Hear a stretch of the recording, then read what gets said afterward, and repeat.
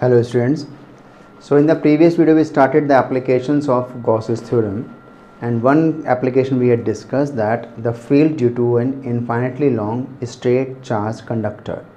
Now we are discussing a uniformly charged infinite plane sheet. Its field we have to identify at a point, say P. So how to find it out? Application of Gauss's theorem. It's an important question.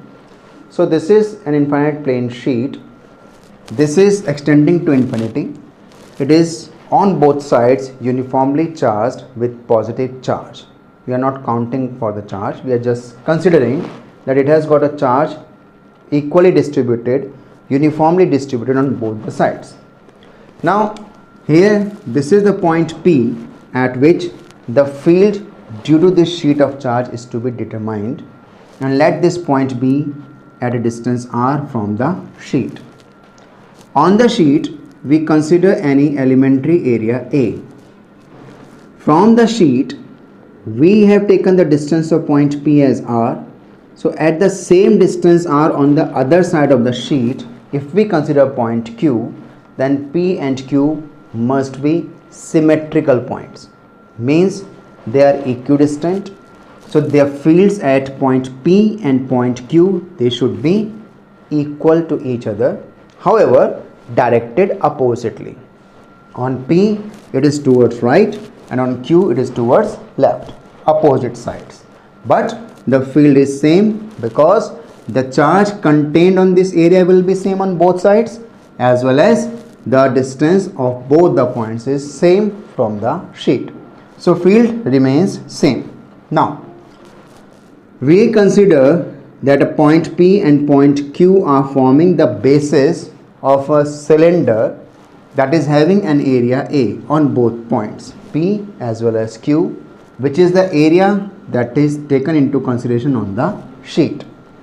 So if we take at point P and point Q, this is a cylinder, length is twice of r, but remember that if this is a cylinder, so point P is on this edge and point Q is on this edge.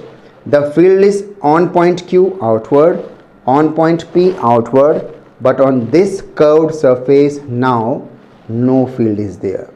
In the previous case we had discussed the field which was along the curved surface, not on the basis. But here the field is along the basis, not along the curved surface. So through curved surface the net flux comes out to be 0, because here E and ds, the field and the area vector will be perpendicular to each other. Again the field is along base and the area vector will be perpendicular to this for the curved surface we are talking. So this comes out to be 0. So net field is because of, or net flux is because of this component and because of this component. So how much is that? So flux comes out to be E dot A for the point P plus E dot A for the point Q. Now how much it should be? The sum of these two should be equal to, according to Gauss's law, should be equal to Q upon epsilon naught. The Gauss's theorem, the total flux through any surface is Q upon epsilon naught. So E dot A for point P plus E dot A for point Q, that equals to Q upon epsilon naught. Now here the field and the area vector, they both are parallel for this point P as well as for point Q. E and A are along the same directions, normally outwards for the area. So therefore they are parallel to each other. So angle between them comes out to be 0 degree. So E dot A can be taken as EA cos 0 and this also can be taken as EA cos 0. Cos 0 is 1. So this remains E into A plus E into A, that is twice of E into A, that equals to Q upon epsilon naught. So E comes out to be Q upon twice of epsilon naught A. Now Q upon A, this Q upon A is taken as sigma, that is termed as the surface charge density, that is charge per unit area. In the previous video we had discussed the concept of linear charge density, the charge per unit length.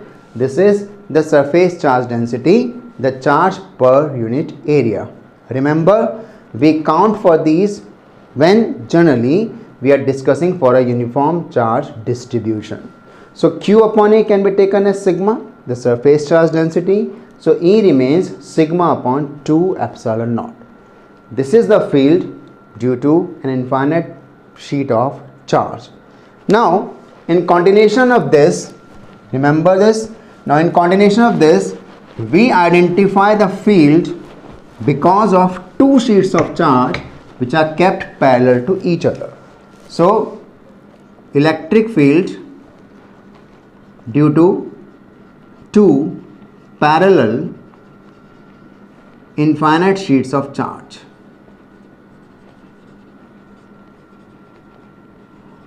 Remember, we consider here that the two parallel sheets A and B of surface charge densities sigma 1 and sigma 2. Now here, this is one sheet of charge, say plate A, with charge density sigma 1, and this is the other sheet of charge, that is B, with charge plus distributed on the surface. So sigma 1 is the surface charge density of A and sigma 2 is that of B. Now remember, we just discussed the field due to an infinite sheet of charge, and there we identified the expression Q upon epsilon, twice of epsilon naught. So therefore field due to plate A, that is EA, how much is that? Sigma 1 upon 2 epsilon naught. Remember, this expression tells that it does not depend upon the distance of point under consideration. Whatsoever is the distance, the field remains the same for an infinite sheet of charge. So simply EA is sigma upon 2 epsilon naught, and field due to plate B, that is EB, is equal to sigma 2 upon 2 epsilon naught. Now the entire space in which the two plates are placed, we can divide that space into three segments: first region, second region, and the third region. The first region is to the left of both the plates. The second region is to the right of A but to the left of B, and the third region is to the right of both the plates. So we consider that the right side is positive. So when we count for the left side, the fields will be taken as negative, and on the right we will have it as positive. This is just to accommodate the condition at the same time that one sheet is having right, so other is having it to the left. So for this condition, we assume that the left side fields are taken negative and right side fields are taken as positive. So if we go for region 1, say in region first, what is there? The net field of the first region should be EA plus EB.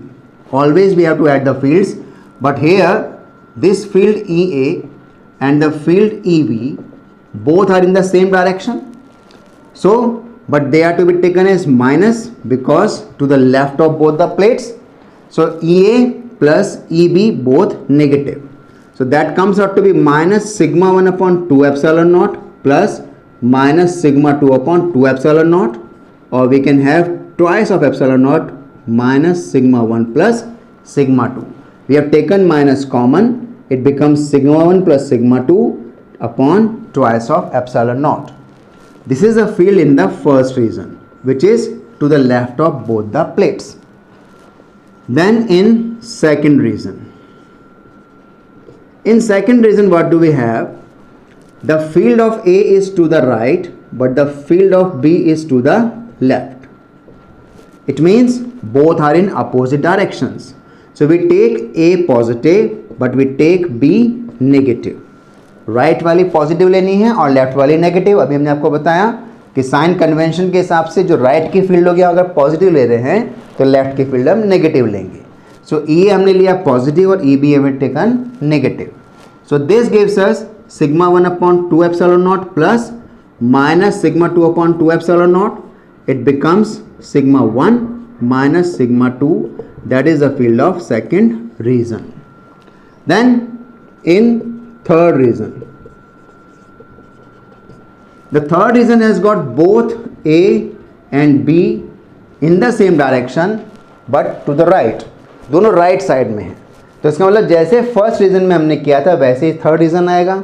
सिर्फ फर्क क्या होगा, यहाँ पर field हमारी negative थी क्योंकि ये लेफ्ट में गया था, यहाँ पर फील्ड पॉजिटिव होगी क्योंकि ये राइट में जा रहा है.